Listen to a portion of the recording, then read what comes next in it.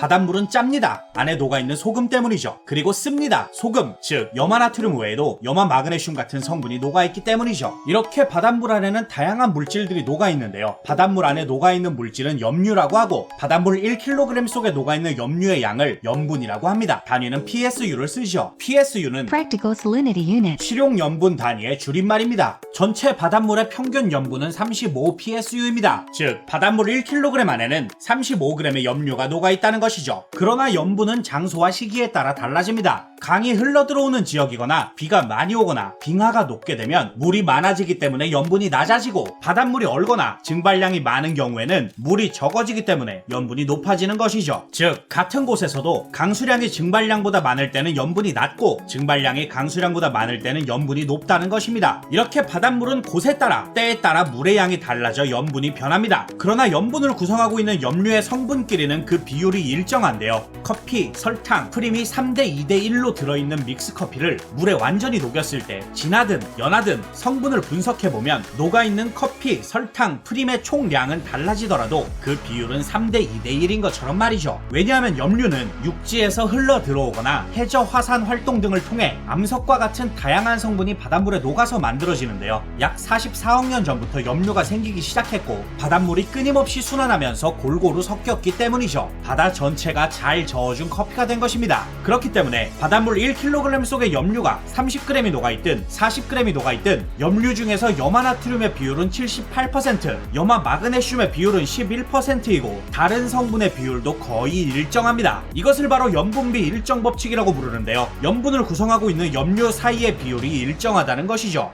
이번 시간에는 염류와 염분이 무엇인지, 염분의 단위는 어떻게 되는지, 염분에 영향을 미치는 요인은 어떤 것들이 있는지, 마지막으로 염분비 일정 법칙에 대해 알아보았습니다. 지금까지 과학교사 K였습니다.